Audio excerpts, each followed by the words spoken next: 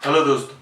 दोस्तों आज हम बात करेंगे बचत और निवेश या सेविंग और इन्वेस्टमेंट में क्या फर्क है। बचत और निवेश करने से हमारा विश्वास बढ़ता है कि हमारा भविष्य सिक्योर है और हमारा पहले किया हुआ बचत और निवेश हमें उस समय इनकम देता है जब हम काम नहीं कर रहे होते हैं। और जैसा कि इस बार हमने कोविड में देखा कि जिन लोगों ने तो पहले बचत और निवेश की तरफ ध्यान दिया वो तो फाइनेंशियल स्ट्रेस में नहीं रहे, लेकिन जिन लोगों ने पहले बचत और निवेश की तरफ ध्यान नहीं दिया उनके लिए कोविड बहुत ज्यादा फाइनेंशियल स्ट्रेस लेके आया। लेकिन काफी लोग बचत और निवेश में फर्क नहीं कर पाते हैं।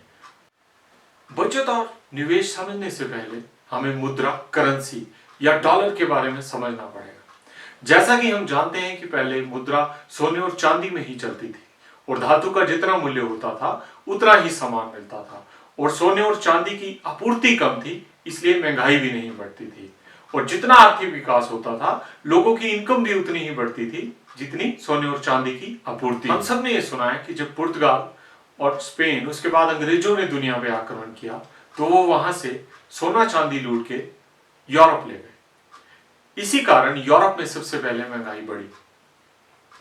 और जब द्वितीय विश्व युद्ध हुआ तो सब देशों ने तय किया कि सोने और चांदी में व्यापार करना मुश्किल है, इसलिए 44 देशों ने इकट्ठे होकर ब्रेटन वुड्स समझौता किया, जिसके अंतर्गत यह तय किया गया कि अमेरिका के $1 की कीमत 1 औंस सोने के बराबर है। इसका मतलब यह हुआ कि जिस व्यक्ति की जेब में अमेरिका का $1 है उसके पास 1 औंस सोना है। लेकिन 1971 में किन्हीं कारणों से इस व्यवस्था को खत्म कर दिया गया, परंतु डॉलर तो चलन में था और एक फिएट करेंसी है जिसका अपना कोई मूल्य नहीं होता, जबकि सोने और चांदी का मूल्य भूतकाल में भी था, वर्तमान में भी है और भविष्य में भी रहेगा। आज से 100 या 70 साल पहले अगर आपके पास चांदी का ₹1 का सिक्का है तो उसकी कीमत आज 1000 रुपए से अधिक है, परंतु जो रुपया आपकी जेब में है वो एक फिएट करेंसी है, उसका मूल्य तभी तक है जब तक सरकार उसके पीछे है।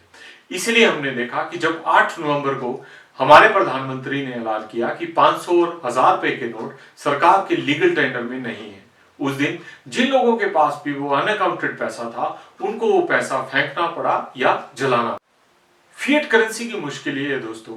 कि सरकार इसको जितना चाहे छाप सकती है और हमने ये पढ़ा कि जब भी मुद्रा की पूर्ति बढ़ती है तो महंगाई बढ़ती है। दोस्तों ये महंगाई हमारे माता पिता और पूर्वजों ने नहीं देखी, इसलिए वो महंगाई को समझ नहीं सके और सेविंग और इन्वेस्टमेंट में फर्क नहीं कर सके। मेरे दादा दादी ने अगर चांदी का सिक्का सेव किया तो उनकी दौलत बढ़ी, वहीं अगर हमारे माता पिता ने अगर रुपया सेव किया तो उनकी दौलत नहीं बढ़ी। दोस्तों अब हमें यह समझना होगा कि रुपया एक एसेट नहीं है, धीरे धीरे समय के साथ इसकी क्रय शक्ति कम होती है, या ये कहें कि जो लंबी अवधि के लिए एफडी करेंसी में सेव करते हैं वो लोग कभी धनी नहीं हो सकते, और जो लोग एसेट में निवेश करते हैं जैसे कि सोना, जमीन और ऑनरशिप ऑफ इक्विटी, इन सब में निवेश करने से लंबी अवधि में क्रय शक्ति बढ़ती है। तो दोस्तों आपके पास जब भी पैसे हो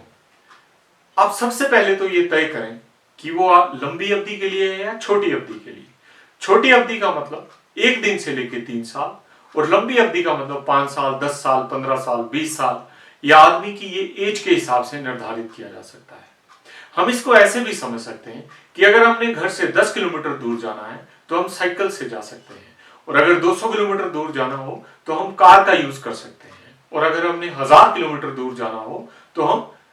बाय ट्रेन जा सकते हैं, और अगर हमने वही 2000 किलोमीटर घर से दूर जाना है तो हम बाय एयर जाते हैं।